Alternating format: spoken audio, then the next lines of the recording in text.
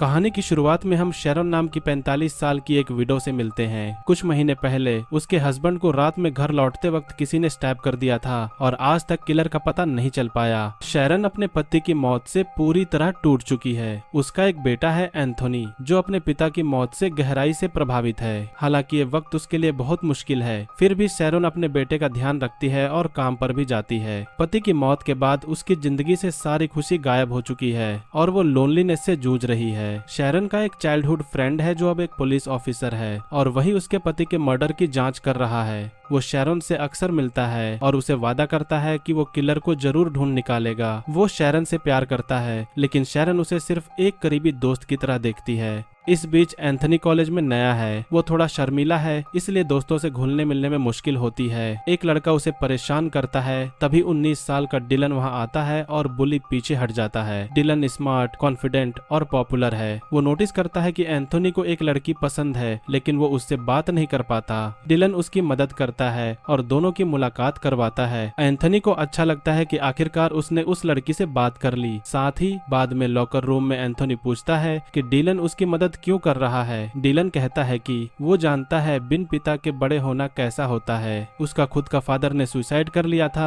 और अब वो अपने अंकल के साथ रहता है। धीरे धीरे दोनों अच्छे दोस्त बन जाते हैं। एक दिन एंथोनी डिलन को घर बुलाता है और शैरन से मिलवाता है। शैरन नोटिस करती है कि डिलन उसे अजीब नजरों से देख रहा है। एंथोनी बताता है कि वो अपने दोस्तों के लिए घर पर पूल पार्टी रखने वाला है। रात को पार्टी शुरू होती है। म्यूजिक, हंसी और माहौल में रौनक है। एंथोनी और वो लड़की बातें कर रहे होते हैं। शैरन अपने बेटे को महीनों बाद खुश देखकर राहत महसूस करती है, लेकिन उसे डिलन की निगाहें कुछ ज्यादा ही अजीब लगती हैं। बाद में डिलन शर्टलेस होकर घर में चुपके से घुसता है और शैरन के कमरे में पहुंच जाता है, जहां वो एक फैमिली फोटो को घूर रहा होता है। शैरन अंदर आती है और चौंक जाती है। डिलन बहाना बनाता है कि वो बाथरूम ढूंढ रहा था। फिर वो शैरन से कहता है कि उसे भी अपने पिता की बहुत याद आती है। शैरन को उसके लिए थोड़ा सिंपैथी महसूस होता है। वो शैरन को पार्टी होस्ट करने के लिए थैंक कहता है और चला जाता है। कुछ समय बाद डिलन को पता चलता है कि शैरन अपनी दूसरी हाउस प्रॉपर्टी बेचना चाहती है, क्योंकि वो उसे अपने पति की याद दिलाती है।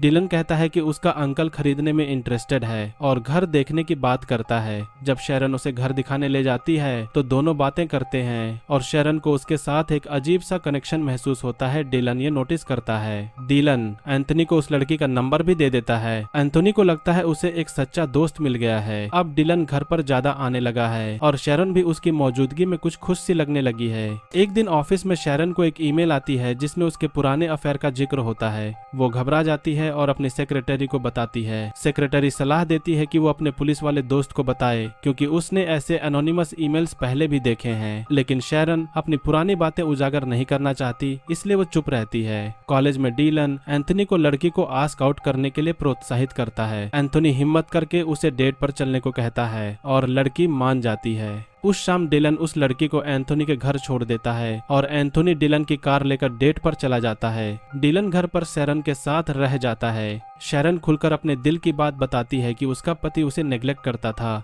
डिलन कहता है कि उसे अपने पति की लिखी किताब को टीयर देना चाहिए और शैरन वैसा ही करती है। उसे एक अजीब सी फ्रीडम महसूस होती है। डिलन उसे कंफर्ट करता है और उसके पास बैठा रहता है। बाद में जब शैरन शावर ले रही होती है, उसे लगता है कोई उसे देख रहा है। वो डिलन होता है। वो चौंक कर पूछती है, तुम यहाँ क्या कर रहे हो? डिलन बिना कुछ कहे अपने कपड़े उतार देता है और उसकी तरफ बढ़ता है। शैरन विरोध नहीं करती और दोनों एक दूसरे के करीब आ जाते हैं। उधर एंथोनी और उसकी डेट एक दूसरे को किस करते हैं। रात के बाद एंथोनी घर लौटता है और डिलन को बताता है कि डेट बहुत अच्छी रही। डिलन मुस्कुराता है, कार लेकर चला जाता है। अब सच्चाई सामने आती है। डिलन की पूरी जिंदगी एक झूठ है। उसका घर छोटा है, कार उसकी नहीं और उसकी सारी लाइफस्टाइल नकली है। वही शैरन को वो सारे ईमेल्स और लेटर्स भेज रहा था। एंथोनी से दोस्ती करना भी उसके एक बड़े प्लान का हिस्सा था। अगले दिन कॉलेज में वही बुली लड़की का मजाक उड़ाता है कि वो एंथोनी को डेट कर रही है। वो उसे चेतावनी देता है कि एंथोनी के दोस्त एलन की फाइल ऑफिस में जाकर देखो।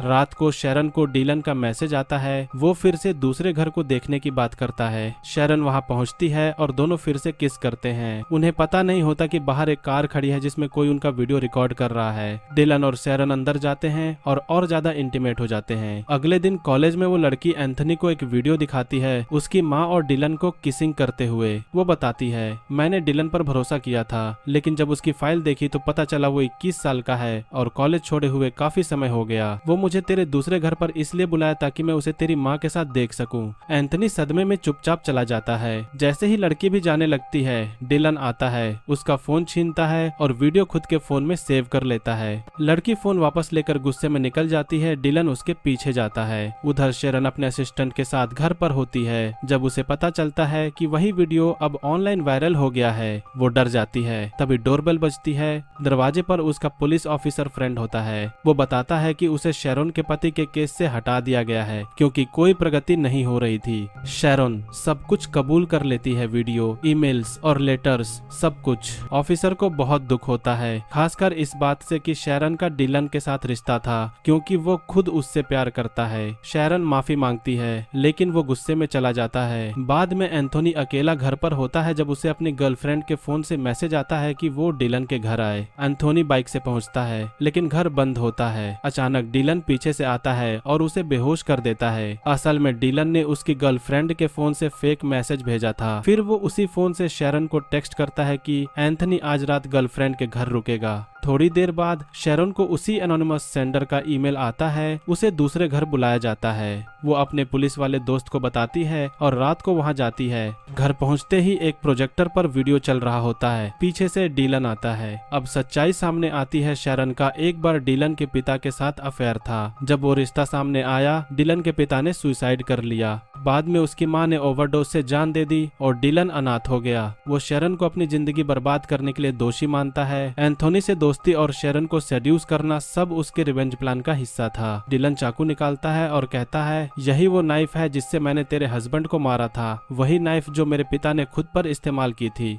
वो शेरन का हाथ पकड़कर कहता है, अब तेरी बारी है, अगर तूने नहीं किया तो मैं एंथोनी को मार दूंगा। शेरन डर के मारे अचानक उसे पैर में स्टैब कर देती है और भाग जाती है। उसी वक्त पुलिस ऑफिसर वहां पहुंचता है। शेरन उसे सब बताती है। ऑफिसर बंदूक लेकर डिलन को ढूंढने निकलता है लेकिन डिलन भाग चुका होता है। शेरन और ऑफिसर एंथोनी को ढूंढने निकलते हैं। वो डिलन के घर जाते हैं पर वहां कोई नहीं होता। फिर पास के जंगल की ओर जाते हैं जहां उन्हें पता नहीं होता कि एंथोनी और उसकी गर्लफ्रेंड पेड़ से बंधे हैं। दोनों किसी तरह खुद को आजाद कर लेते हैं। शेरन और ऑफिसर जंगल में गहराई तक जाते हैं। ऑफिसर थक कर रुकता है, तभी डिलन पीछे से हमला करता है। उसे घायल कर उसकी बंदूक छीन लेता है। वो शेरन के सामने आता है और उस पर बंदूक तान देता है। एंथोनी आता है और उनके बीच खड़ा हो जाता है। डिलन चिल्लाता है, हटो, तेरी माँ ने मेरी जिंदगी बर्बाद कर दी। लेकिन इससे पहले कि वो ट्रिगर दबाए, लड़की पीछे से डिलन को मार देती है। झगड़ा होता है। शेरन बंदूक उठाती है और डिलन के सिर पर मारती है जिससे वो बेहोश हो जाता है। वो बंदूक उठाकर उसे मारने ही वाली होती है कि एंथोनी रोकता है। शेरन रुक जाती है और हथियार नीचे कर देती है। कुछ महीने बाद शेरन अब उस पुलिस ऑफिसर को डेट कर रही होती है। एंथोनी ने अपनी माँ को माफ कर दिया है और उनका रिश्ता अब बेहतर हो गया है।